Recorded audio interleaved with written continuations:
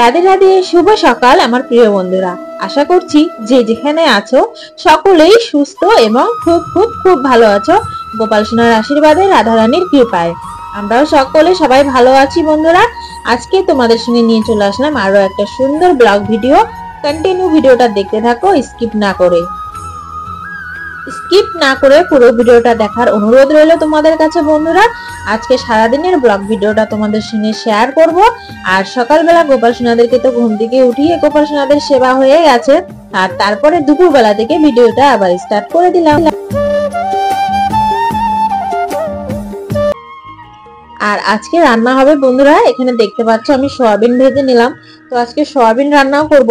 আর আজকের ভিডিওটাতে বন্ধুরা দুদিনের রান্না তোমাদের সঙ্গে শেয়ার করেছি, কারণ কালকে ভিডিও দিইনি, দুদিন থেকে ভিডিও দিইনি, কারণ শরীরটা অতটা ভালো ছিল না। আর ভিডিও শুট করা ছিল ঠিকই, কিন্তু এডিটিং করতে পারিনি। তাই ভাবলাম যে না, আজকে তোমাদের সঙ্গে শেয়ার করাই যাক। সয়াবিনটাকে ভালো করে ভেজে নামিয়ে নিলাম, আর এখানে জিরা ফোড়ন দিয়ে তারপরে আলুগুলোকে ভালো করে ভেজে নিচ্ছি। আর তারপরে আদা, জিরে আর কাঁচা লঙ্কা বেটে গোপাল সোনাদের জন্য সুন্দর করে সয়াবিনের তরকারি করে নিব। আর প্রেসার কুকারের মধ্যে দেখলে আমি একবার চেক করলাম যে কি বলছি, ডালটা সেদ্ধ হয়েছে কিনা। তো দেখছি যে না, এখনো হাওয়াটা বের হয়নি। আর এই সাইডে আমি ভাত বসিয়ে দিয়েছি, দেখতে পাচ্ছ বন্ধুরা ভাতটা উঠলে গেছে।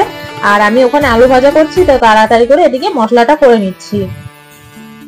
আর তারপরে রান্না কি হবে সবটাই তোমাদের সঙ্গে শেয়ার করব। গোপাল সোনাদের স্নান বাকি আছে, গোপাল সোনাদের অনেকগুলো কাপড় আছে, সেগুলোকে ধুয়ে দিয়েছি সকালবেলায়। তো আর হচ্ছে আমাদেরও কাপড় চোপড় ছিল, সেগুলো তো ধুয়ে বাসি কাজ সেরে চান টান করে চলে এসেছি।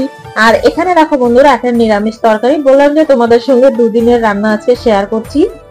আর এটা হচ্ছে আগের দিনের ভিডিও, আগের দিন সোয়াবিন রান্না হয়েছিল, আর এটা পরের দিন একটা নিরামিষ তরকারি বানিয়েছিলাম। তো তার জন্য দেখো আমি এখানে মিষ্টি কুমড়ো, গাজর, অনেক রকমের সবজি দিয়ে দিয়েছি বন্ধুরা, কারণ ওর বাবা না সবজি না দেখে অনেক সবজি নিয়ে চলে এসেছে।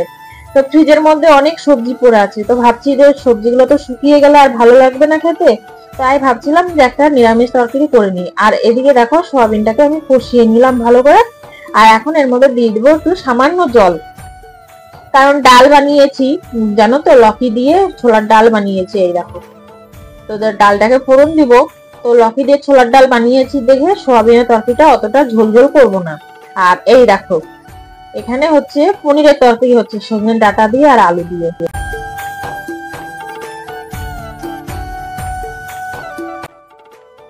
তো ঝোল দিয়ে দিলাম এখানে বন্ধুরা। আর এখন এর মধ্যে পনির দিয়ে দেবো, পনির ভেজে রেখেছিলাম।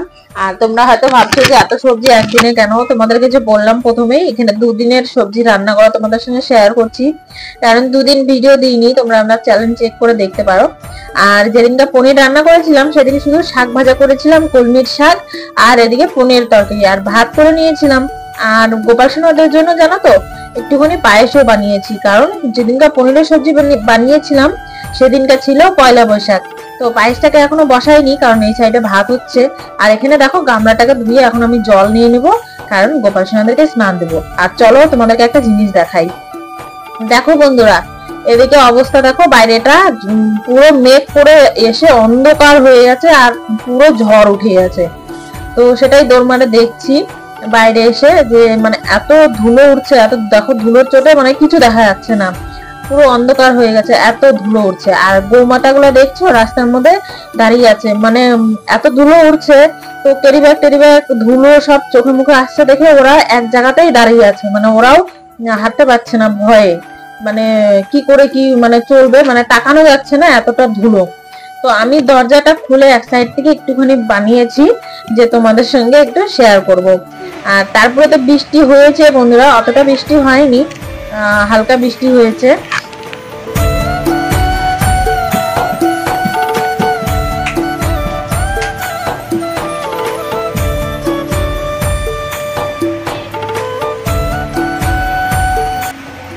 তো বন্ধুরা বৃষ্টি দেখতে না খুব ভালো লাগে, কারণ ছোটর থেকে বড় হয়েছি এই বৃষ্টি বাদলের মধ্যে, কাদা মাটিতে। আর এখন এসে পড়েছি শহরে, তার জন্য না বৃষ্টিটাকে খুব মিস করি, কারণ দেশের বাড়িতে বৃষ্টি হলে কিন্তু খুব ভালো লাগতো বন্ধুরা। তো সেই ধরনের বৃষ্টিগুলো এই গুরগাঁওতে হয় না বন্ধুরা, তো তার জন্য না একটু বৃষ্টি দেখলে না একটু পাগল হয়ে যাই। তো কারণ খুব ভালো লাগে। তো যতক্ষণ বৃষ্টি হয় ততক্ষণ ওই গেটের কাছেই দাঁড়িয়ে থাকি। আর দেখো তোমাদেরকে যে বললাম এদিকে আমি পায়েস বসিয়েছি গোপাল সোনাদের জন্য। তো চলো, আর পয়লা বৈশাখ উপলক্ষে দেখো এখানে 5 তরকারি মানে 5 রকমের ভাজা করে নিয়েছি। আর এখানে আমার ছেলে গোপাল সোনাদেরকে স্নান দিচ্ছে। তো দেখো ও কোনোদিন না রাধা রানীকে উঠায়নি, মানে সোনামাকে উঠায়নি। আমরা রাধা রানী বলে ডাকি না বন্ধুরা, আমি সোনামা বলে ডাকি। তো ও না কোনোদিন উঠায়নি, আজকে প্রথম ও সাহস করে উঠিয়েছে, তাই তোমাদের সঙ্গে একটুখানি শেয়ার করলাম।